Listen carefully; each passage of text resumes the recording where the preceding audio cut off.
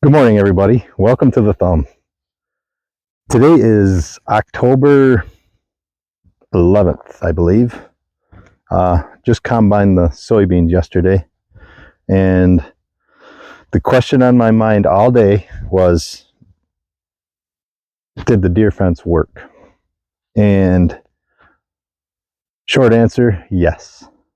I saw all summer that, the beans looked a lot better than they did the year before. So yeah, I was pretty convinced that it worked, but I wondered just what the payoff was going to be. Let's put it that way. So last year, there was 38 acres over there. Them beans averaged, this was pre-fence now, those beans averaged 15 bushels to the acre. Didn't even pay, I guess the price of beans was pretty decent, so I did pay my rent, but nothing else. I lost money. And that was when I decided to build the fence. There was mixed feelings on it, or mixed opinions on deer fence, whether it works or not. And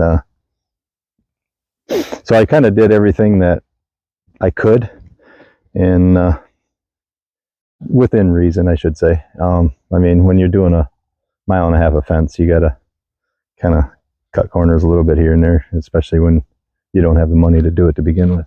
But anyway, I actually did take out a loan to put this fence up. It cost me 12 grand. And if I would have paid somebody to do it, it probably would have been twice that much. And sometimes I think that would be worth it, because yeah, it was a pain. But it was worth it. It really was. Yeah, so, well, the 15, it'll be 25 bushels to the acre difference. So basically $250 at today's price. Yeah,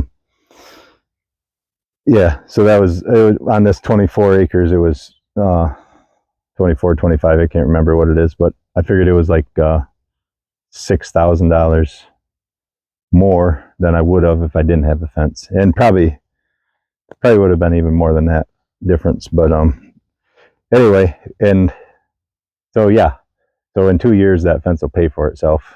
And I think if I would have maintained it a little better, let me turn this camera around and I'll show you some things. So you can see those white posts, those are like standoff posts, and they go the full length of the fence, and that's that kind of creates that 3D fence thing that if you're into deer fence, you know what I'm talking about. If not, just check into it and you'll see. But yeah, so I didn't really maintain that, and I didn't have it around the whole farm. I just had it basically the side here that the soybeans were on, down this row, that row, and all along over there, all along there, all the way up to like near the barn. But I didn't, from that where the barn is all the way around, it didn't have the 3D fence part of it, even back in the woods. And I did, back along the woods, I did see a lot of deer back there, and had a food plot that pretty much was eaten on all summer long. Yeah, and I saw some browsing in the soybeans, along the woods, and where the deer really wanted to be. That was browsed. And I saw, some of the neighbors were asking if it was worth it, or if it was working. And I said, now I see 2 or 3 deer out there every night instead of 20 or 30. And so yes, it is working, and it did work. And I'm very, very pleased. I feel like the reward was worth the hassle. I guess that's about all. Now my next step, I've got these openings in strategic areas, and I've got to leave one wire up, because I got to keep the wire hot, because the cattle, this is my perimeter fence around, and it's keeping the cattle off the roads and everything else if they do get out of the temporary fencing over there. But anyway, so today's job is going to be taking down the 3D fence part, and basically anything to kind of winterize it, I guess. You know, you wouldn't think you'd have to winterize a fence, but that's what I'm going to do. And then, yeah, in the strategic openings, I'm going to make it so the deer are going to get more comfortable, because, yeah, in a little over a month, it'll be deer season, and I want them to be used to going in and out of them spots, and so I can do my part at thinning the herd. So yeah, I think I'll get some footage of it while I'm taking some of these fences down, and it should be pretty easy. Some of the little openings won't be quite so easy, but most of them have just handles on it, so I can just move the fence. And I have to be careful because the fence actually carries the power through too. So so I'll have to keep at least 1 or 2 strands of wire up, but if I can make it so the deer will search these areas out and come through there, because there's a lot out here to eat. I mean, I've got cover crops over there where the cattle are. There's all the beans that went through the combine or bounced, you know, got run over or whatever, and those beans are going to sprout. And so from here till November, there'll be lots out here to eat, and they'll come out here and browse, and they're welcome to do it now. But anyway, yeah, hang with me, and I'll show you some of the things I'm going to do to take these, get these fences ready for deer season. So the first thing I'm going to do is take out all of these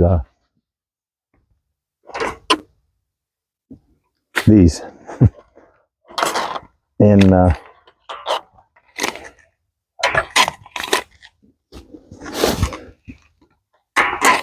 what that's going to do is, from this point on, all the way around the fence, all the way over to the road, basically, that's going to kill the power to everything. So I'm going to just drop this fence anyway, and then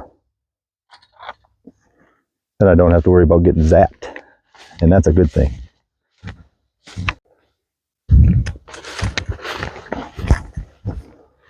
So all summer I was trying to figure out how I was gonna do this, because I didn't want this fence is just poly wire, and I know the deer would demolish that through the winter, through hunting season especially.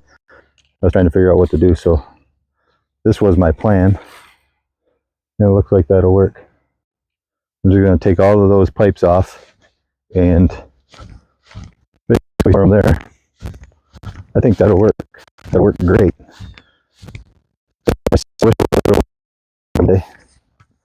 So these pipes were, this is the way I designed them. I didn't glue anything.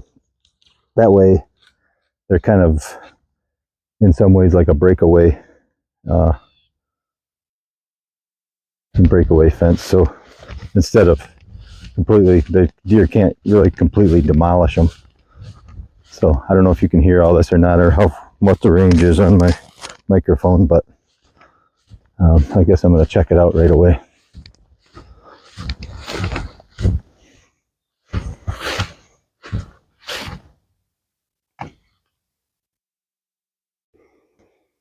So to store those, I just kind of, yeah, did an over under in and out thing to weave them in, so that way them stand off, so that'll store there for the winter. Some of them probably will fall off, but at least I can say I tried. Yeah, now these guys can go in and out of here with their Ranger easier. I mean, they could fit through there before, but now they can go through there, because this is a neighbor's property. I kind of rent it in ways. I don't really pay rent, but I do favors for them, and they let me farm their land. It's been it's kind of a family. The guys that kind of run the farm now, or that run the property, their mother was raised here, and so it's, I guess, their 3rd generation on this. And so yeah, they treat me pretty good. I kind of got a little carried away when I was chewing them out for driving through the soybeans, but that wasn't on their property. If it was on their property, I probably wouldn't have worried about it so much, but yeah, it is what it is. And yeah, I kind of feel bad that I got a little carried away with chewing them out. But yeah, here's an example of how that breakaway part works. I mean, deer must have came along and bumped that, and so it's kind of at an angle now, but you can kind of hear it. See, now all I had to do was just come along and straighten it out. Sometimes there's a lot of them that these cotter pins got pulled out, which if that was something solid, it would have you know, basically would have been a permanent damage, and I would have had to redo a bunch of things. So, well, I'm not going to bore you with this because I got about 300 of these to do. So yeah, it opens it right up, and I actually might even in spots just pull these cotter pins up, and I guess I'll show you that later, but I think I'm gonna raise the fence up a little bit so the deer can, you know, if I don't have a strategic opening in enough spots, I might let them through in other ways. Well, here's what I did on these strategic openings. So there was 5 strands of wire before, and there's still 5 strands, but I just kind of condensed them into so this is this spot here is it's a little over waist high, or about waist high to this wire, so them deer they'll easily be able to get under it, and if they really want to, they can jump over it. But I'm taking the 3D fence part of it down so they'll feel comfortable jumping over it. Hopefully they'll jump over it and not go through it, or they'll find these openings and go through it that way. And once I get the cattle out of here, which will be 1st of November, then I'm going to take these fences right down, or these, I should say, these gates and these openings. I'll just take them right down, and it'll be completely open for them, and then they'll really be comfortable going through there, at least until they start having bullets whiz by them. Well, before I put this fence up, this was quite a thoroughfare for the deer to go through. This is one of the spots where I kind of felt bad putting the fence up, mainly because of the people that own this place. That's why they have it, basically, is to hunt. And so anyway, what I did was, this is still enough fence to keep the cattle in, but I just squished it all together so the deer can jump over it or go under it. Yeah, hopefully while the power is still on it, the deer will still be able to comfortably get through there. Okay, well, I got a good start on it, but I'm to a point where I'm going to have to shut the fencer down for a little bit, and I'm kind of waiting for the cattle to be content laying down chewing their cud, so they're not testing the fence whatsoever, because I don't want them to get out. And when that happens, I'll just shut the fence down and just hurry through and do some of the stuff that I can't do with the fence charger on.